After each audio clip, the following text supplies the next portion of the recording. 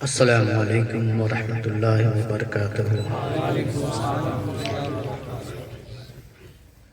نحمدہ ونصلی علی رسولہ الکریم،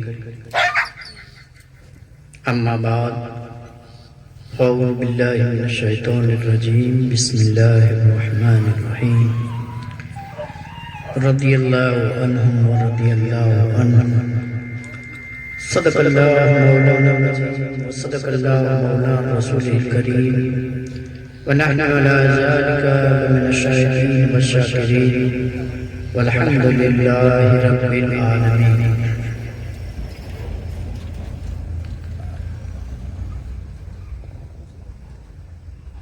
غوث کو یا غوث کہتے کہتے ہو جاتے ہیں غوث، خواجگی مل جاتی ہے تو خواجہ کا دم بھر کے دیکھ، ہمارے دین کی حقانیت کے یہ دونوں شاہد ہے، محی الدین جیلانی، معین الدین ازمیری۔ اگر دفع بلا چاہے تو جا پیروں کی تربت پر، بلا کو ٹال دیتی ہے دعا روشن جبینوں کی۔ محمد کی محبت ایمان کی شرط اول ہے، اسی میں ہو اگر کامی تو سب کچھ نامکمل ہے۔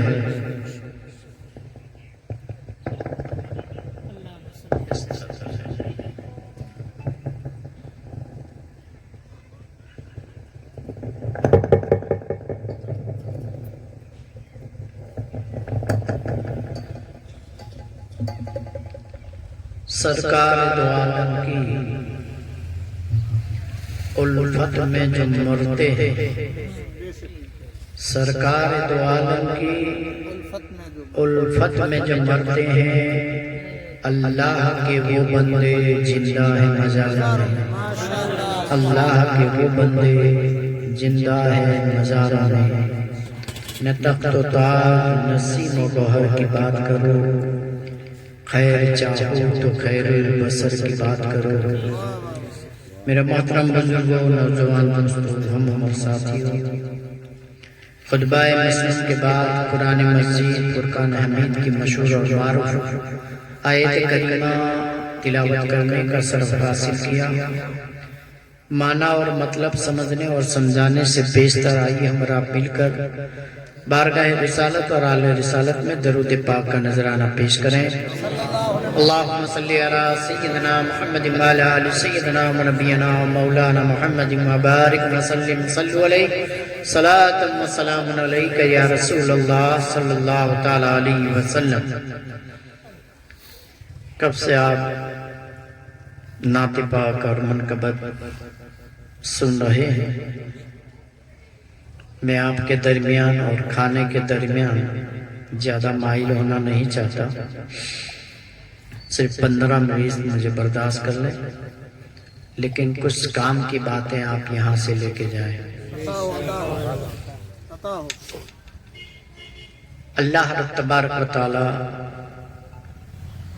اپنے کلام پاک میں ارشاد فرماتا ہے، رضی اللہ عنہم ورضی عنہ، یعنی کہ وہ اللہ سے راضی ہوئے اور اللہ ان سے راضی ہوئے۔ وہ لوگ کون ہیں؟ کیا ہماری جماعت میں ہے کوئی ایسا جس سے اللہ راضی ہو؟ ہاں، ہو سکتا ہے، لیکن کب؟ قرآن اور حدیث کی باتوں پر جو اپنی زندگی گزارے، اللہ رب تبارک و تعالیٰ اس سے راضی ہوتا ہے۔ لیکن آج کل ہم برعکس چل رہے ہیں، اپنی زندگی اپنی طبیعت کے مطابق جینا چاہتے ہیں، شریعت کے مطابق نہیں۔ اگر ہم شریعت کے مطابق اپنی زندگی گزارتے تو دنیا کی ہر شے ہمارے قدموں میں ہوتی، ہر کوئی ہمارا حکم مانتا ہوا نظر آتا۔ کیا آپ نے نہیں سنا؟ میرے آقا کی زندگی پر نظر ڈالیں۔ حضرت علی شیر خدا اور میرے آقا مدینہ کی وادی سے چل رہے تھے، آواز آ رہی تھی الصلاۃ والسلام علیک یا رسول اللہ، الصلاۃ والسلام علیک یا حبیب اللہ۔ حضرت علی شیر خدا ادھر ادھر دیکھ رہے ہیں، پڑھنے کی آواز تو آ رہی ہے لیکن پڑھنے والا نظر نہیں آ رہا۔ میرے آقا نے فرمایا اے علی کیا دیکھ رہے ہو؟ بولے حضور آپ پر درود و سلام کی آواز تو میں سن رہا ہوں لیکن درود و سلام پڑھنے والا نظر نہیں آ رہا ہے۔ میرے آقا نے فرمایا کہ اے علی اس پہاڑ کی چوٹی پر دیکھو، جو کالا پتھر نظر آ رہا ہے وہ مجھ پر درود و سلام بھیج رہا۔ آج ہمارا کیا ہے؟ بار بار جھنجھوڑا جا رہا ہے، بار بار کہا جا رہا ہے سبحان اللہ کہیے، ماشاء اللہ کہیے، درود پاک پڑھیے، لیکن پھر بھی ہماری زبان حرکت نہیں دیتی ہے۔ یہ جو سر ہے وہ ہلتا ہے لیکن زبان 2 انچ کی ہے لیکن وہ ہلنے کو تیار نہیں ہے۔ وجہ کیا ہے؟ ہمارے دل کے اندر جو غذا، ہمارے جسم کے اندر جو غذا آج گئی ہے، نہ ہم نے حلال کی تمیز کیا ہے نہ حرام کی تمیز کیا ہے، جو بھی آیا ہے ہمارے منہ کے اندر ڈال دیا ہے۔ اور میرے آقا کا فرمان ہے اگر ایک لقمہ شریر کے اندر حرام کا چلا جاتا ہے تو اس کی 40 دن تک دعا قبول نہیں ہوتی ہے۔ اب بتائیے نماز بھی قبول نہیں ہوتی، دعا بھی قبول نہیں ہوتی، تو ہم اپنے گریبان میں منہ ڈال کر سوچیں کہ ہم نے آج تک جو غذا کھائی ہے وہ حلال کی ہے یا حرام کی۔ آج تو بیاج کا دور بھی بہت چل چکا ہے، کوئی انسان بیاج سے بچ نہیں رہا ہے، چاہے کوئی بھی ہو۔ بیاج تو ہمیشہ یہ کاروبار ہی بیاج کے اوپر چلتا ہوا نظر آ رہا ہے۔ لیکن آؤ ان بزرگان دین کی بارگاہ میں غوث پاک کی زندگی پر ہم نظر ڈالیں۔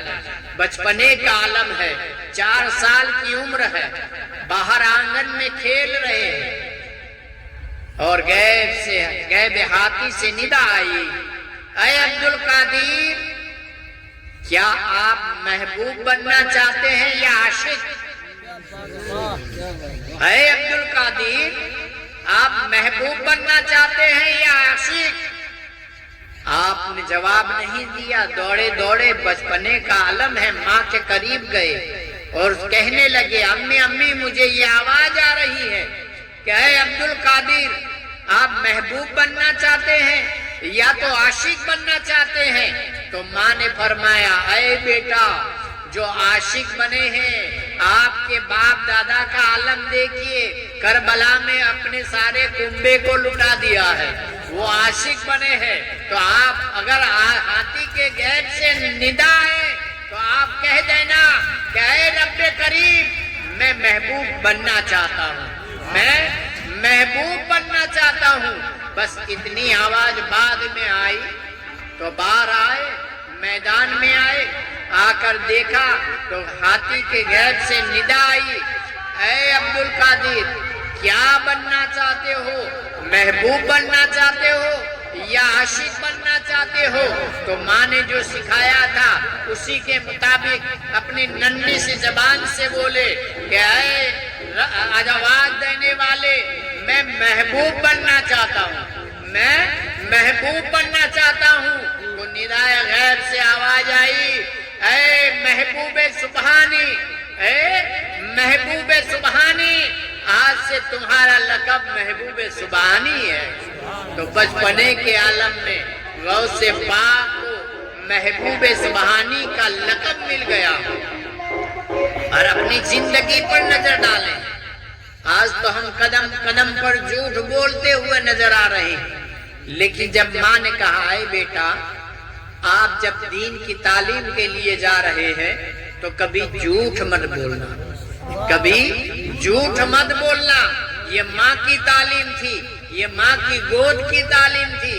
ماں نے جیسا کہا عبد القادر جیلانی نے ویسا ہی اپنا زندگی پر نظر ڈالے تو ویسے ہی زندگی گزاری ہے۔ جب دیکھا گیا پڑھنے کے لیے گئے، راستے میں چور مل گئے، چوروں نے کہا کہ تیرے پاس اے بچے کچھ ہے؟ تو غوث پاک نے فرمایا ہاں میرے پاس 40 اشرفی جو دینار ہے وہ میری یہاں پہنے کے اندر سی ہوئی ہے، یہ میرے قمیض کے اندر سی ہوئی ہے، لیکن چوروں نے دھیان نہیں دیا۔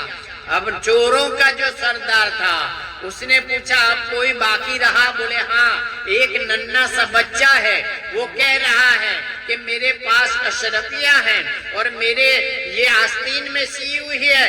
اتنا کہنا تھا، اس بچے کو میرے قریب لاؤ، سردار نے کہا۔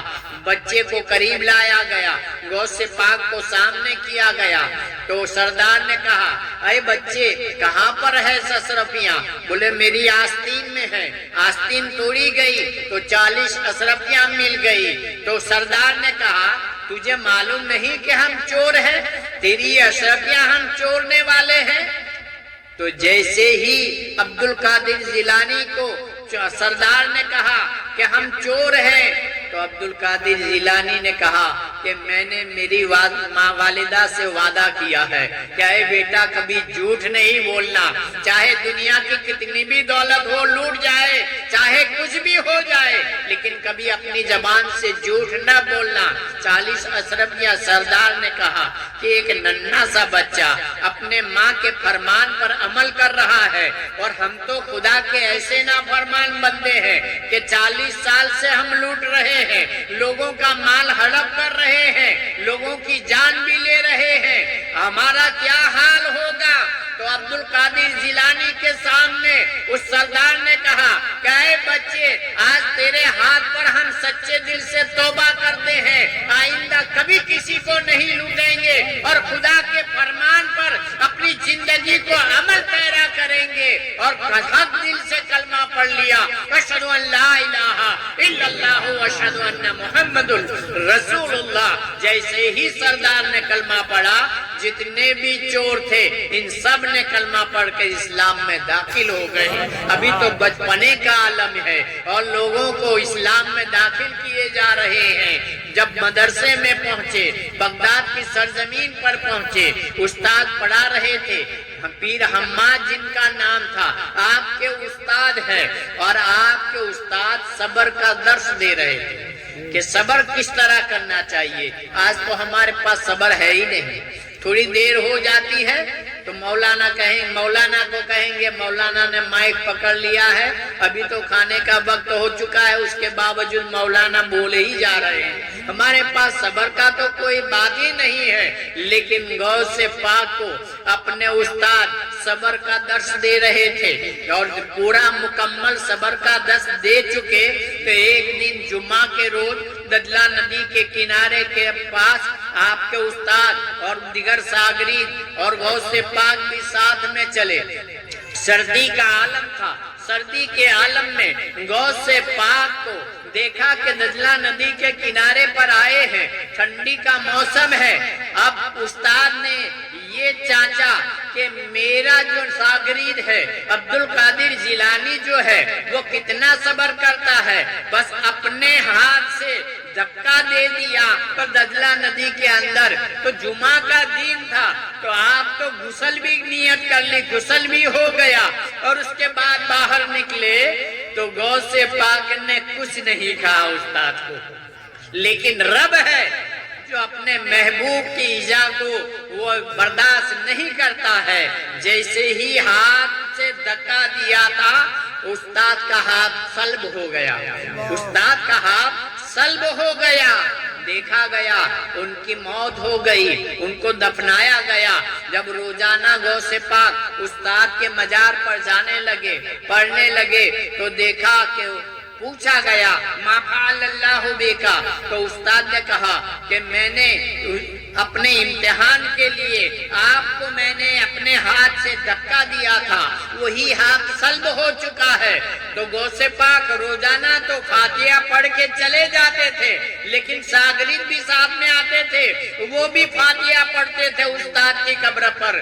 جیسے ہی دیکھا غوث پاک نے فرمایا کہ اے رب قدیر، میرے استاد سے جو غلطی ہو چکی ہے امتحان کی تو تھی، یا رب قدیر میرے استاد کا ہاتھ صحیح کر دے، صحیح کر دے۔ تو استاد کا ہاتھ صحیح ہو گیا، ان کو جو تکلیف تھی وہ دور ہو گئی۔ تو یاد رکھیے ہمارے پاس آج اللہ کے دو حقوق ہے، ایک اللہ کا حقوق، دوسرا بندوں کا حقوق، دوسرا بندوں کا حق۔ جب تک اللہ کا حقوق یہ ہے کہ نماز وقت کے اوپر پڑھنا، زکات دینا، روزہ رکھنا، اور رمضان کا مہینہ آئے تو رمضان کے مہینے میں روزے رکھنا، اور زندگی میں ایک بار حج کرنا، یہ اللہ کے حقوق ہے۔ لیکن بندوں کا حقوق کیا ہے بندے کے اوپر؟ کہ بندہ اگر کسی میں حق طلبی نہیں کرتا ہے، حق طلبی کرتا ہے تو وہ حق مارتا ہوا نظر آتا ہے، بھائی سے رشتہ توڑتا ہے تو وہ حق مارتا ہوا نظر آتا ہے۔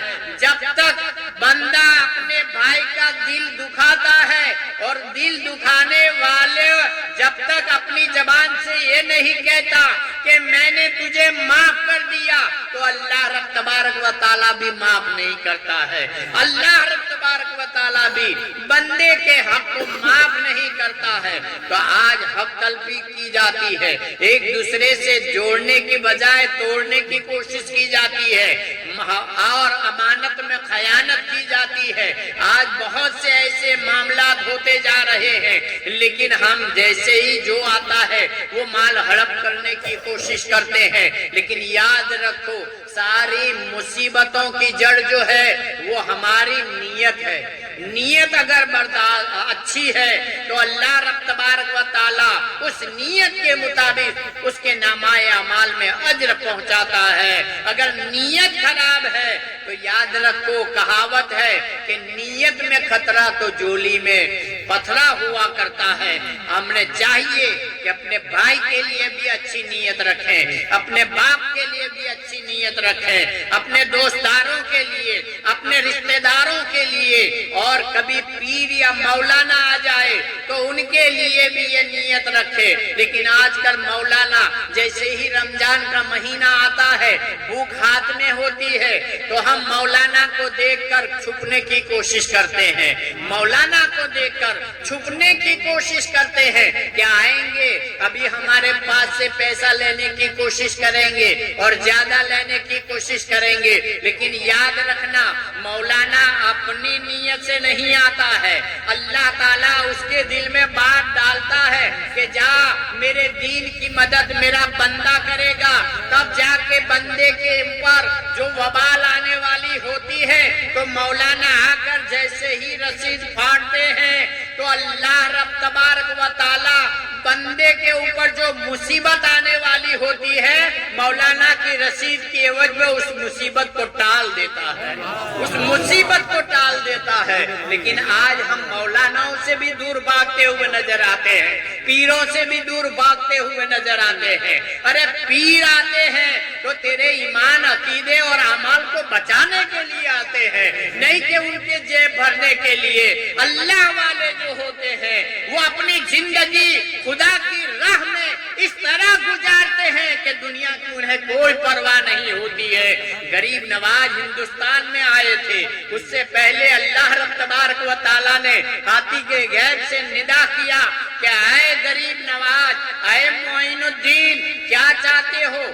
ایک بہت بڑی نہر سونے کی آپ کے سامنے رکھ دیا گیا۔ غریب نے کہا مجھے اس کی دولت کی ضرورت نہیں ہے۔ اس کے بعد اللہ رب تبارک و تعالیٰ نے غریب نواز کے سامنے ہیرے زیورات سامنے رکھ دیے، لیکن غریب نواز نے کہا مجھے اس کی بھی ضرورت نہیں ہے۔ اس کے بعد چاندی پوری نہر بھری ہوئی مل گئی، لیکن اس کے بعد غریب نواز نے کہا مجھے اس کی بھی ضرورت نہیں ہے، بس میں چاہتا ہوں کہ تیرے محبوب کا پھیلایا ہوا دین میں پھیلاتا رہوں اور اسلام میں لوگوں کو داخل کرتا رہوں۔ جب اللہ رب تبارک و تعالیٰ نے غریب نواز کے ذریعے ہندوستان میں وہ دین پھیلایا، ایک نہیں دو نہیں بلکہ 90 لاکھ کو کلمہ پڑھا کر اسلام میں داخل کر دیا، اسلام میں داخل کر کر دیا. یہ اللہ والوں کی جماعت ہوتی ہے. لیکن اللہ والوں کو ہم پہچاننے میں ہماری آنکھیں ہماری عقلیں دھوکہ کھا جاتی ہے. لیکن یاد رکھے ایک مانگنے والا سائیں مانگ رہا تھا, وہ اپنی مستی میں تھا, مستان تھا, اور ایک گھر کے قریب جا کر مسلمان کے گھر کے قریب جا کر کہنے لگا اے بندے دیتا ہے کہ تیرے گھر کو پلٹ دوں, دیتا ہے کہ تیرے گھر کو پلٹ دوں. جیسے ہی ایک بزرگ پیچھے تھے وہ اللہ والے تھے, جیسے ہی وہ زبان سے کہہ رہا تھا مستان, تو آپ نے مراقبہ کیا. مراقبہ کرنے کے بعد دیکھا کہ یہ کہنے والا کہہ رہا ہے سچ کہہ رہا ہے یا جھوٹ کہہ رہا ہے, یہ اللہ کا بندہ ہے کہ نہیں, یہ اللہ کا ولی ہے کہ نہیں. بس مراقبہ کیا. تھوڑی دیر میں وہ بندہ جو بول رہا تھا تو دیکھا کہ غوث پاک اس کی مدد کرنے کے لیے تیار کھڑے ہیں, مدد کرنے کے لیے تیار کھڑے ہیں. تو فوراً ہی اس بزرگ نے کہا کہ بھائی جلدی سے دے دے ورنہ تیرا گھر کا تختہ پلٹ جائے گا. یہ اللہ والوں کی بات ہوا کرتی ہے. لیکن ہماری آنکھیں ہیں, ہمارے دماغ جو ہے وہ اللہ والوں کو پہچاننے میں دھوکہ کھا جاتے ہیں. درود پاک کا نذرانہ پیش کریں. اللہم صلی علی سیدنا محمد وعلی آل سیدنا و نبینا و مولانا محمد مبارک وسلم. صلو علیہ صلاۃ و سلام علیک یا رسول اللہ صلی اللہ تعالی علیہ وسلم. جیسے نبیوں میں میرے آقا کی شان ہے ویسے ولیوں میں غوث پاک کی شان ہے. یاد رکھے غوث پاک نے گنت الطالب کے اندر اپنی کتاب کے اندر یہ لکھا ہے کہ اللہ رب تبارک و تعالیٰ کی مخلوق کو کھانا کھلانے سے بہتر کوئی نیکی نہیں. اللہ رب تبارک و تعالیٰ کی مخلوق کو کھلانے سے بہتر کوئی نیکی نہیں ہے بڑھ کر. تو ہاتھی اور آپ نے سوچا کہ یا اللہ کاش تیری مخلوق کو میں کھانا کھلاتا. اتنا ہی دل میں سوچنا تھا. ہاتھی کے غیب سے ندا آئی اے عبد القادر جا رہتی دنیا تک لوگ تیرے نام کا لنگر کھلاتے رہیں گے, لوگ تیرے نام کا لنگر کھلاتے رہیں گے. تو آج کیا ہے, ہر گھر دیکھے, گلی گلی دیکھے, شہر شہر دیکھے, گاؤں گاؤں دیکھے, دیش دیش دیکھے, جہاں دیکھو غوث پاک کا لنگر نظر آ رہا ہے. یہ اللہ کے برگزیدہ بندے غوث العالم کی یہ کرامت ہے. اور لکھنے والے مورخ لکھتے ہیں, اپنی کتابوں میں لکھ رہے ہیں کہ پوری دنیا کے درختوں کی ٹہنیوں کی قلم بنائی جائے اور پوری دنیا کے درختوں کے پتوں کی شائی بنائی جائے. یہ شائی ختم ہو سکتی ہے, قلم کی ٹہنیاں ختم ہو سکتی ہے, لیکن غوث پاک کی کرامت کبھی ختم نہیں ہو سکتی ہے. یہ اللہ والوں کی بات ہوا کرتی ہے. لیکن ہم ہیں کہ دنیا میں آئے ہیں تو غوث پاک کا دامن نہیں چھوڑیں گے. غوث پاک کا دامن, غریب نواز کا دامن, پیر و مرشد کا دامن. اگر غوث پاک کا دامن اپنے آپ نے پکڑا ہوتا تو غلط راستے پر نہ ہوتے. 52 پتوں کی کتاب تمہارے ہاتھ میں نہ ہوتی, شراب کی بوتل تمہارے ہاتھ میں نہ ہوتی. لیکن ایک چور نے جب غوث پاک کا دامن بری نیت سے پکڑا تھا تو جہاں جو ہوتا ہے وہی دولت ملتی ہے. غوث پاک کے گھر میں ولایت بٹی تھی تو چور نے تو چوری کی نیت سے دامن پکڑا تھا, لیکن جب خواجہ خضر آئے صبح ہوتے ہوئے کہا اے غوث پاک فلاں شام کا ابدال کا انتقال ہو چکا ہے, وہاں کا انتظام کیجئے. بولے صبح کر دیں گے. بولے صبح تک اگر تختہ پلٹ گیا تو اس کی ذمہ دار. بولے جا وہ کونے میں بیٹھا ہے اسے لے جاؤ اور ابدال بنا دو. جب چور کو ابدال بنا دیا, دامن چوری کی نیت سے پکڑا تھا لیکن ہم نے دامن پکڑا نہیں, خالی کھوکھلے ہمارے دعوے ہیں, عمل میں تو ہم کورے ہیں. عمل کیا ہے؟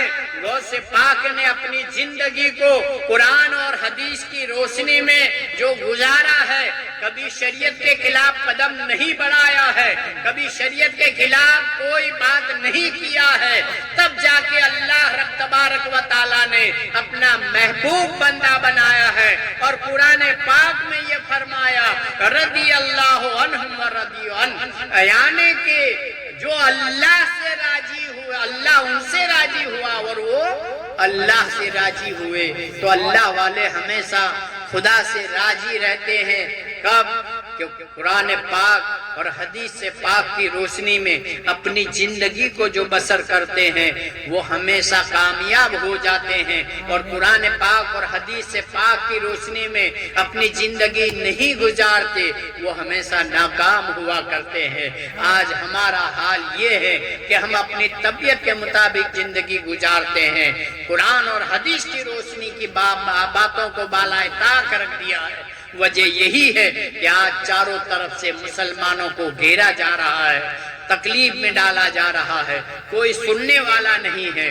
وجہ یہی ہے کہ ہم نے اللہ اور اللہ کے رسول کی باتوں کو بالائے طاق رکھ دیا، اس لیے آج کوئی ہماری سننے والا نہیں ہے۔ اگر آپ کامیابی چاہتے ہو اور صحیح معنوں میں اسلام اور ایمان کی روشنی میں اپنی زندگی بسر کرنا چاہتے ہو تو نماز قائم کرو، قرآن کی باتوں کو مانا کرو، حدیث کی باتوں پر عمل پیرا ہویا کرو، تب جا کے تم دنیا میں بھی کامیاب ہو جاؤ گے اور آخرت میں بھی کامیاب ہو جاؤ گے۔ اللہ تعالیٰ صحیح معنوں میں ہمیں اس کے محبوب بندوں کے نقش قدم پر چلنے کی توفیق عطا فرمائے۔ وآخر دعوانا ان الحمدللہ رب العالمین۔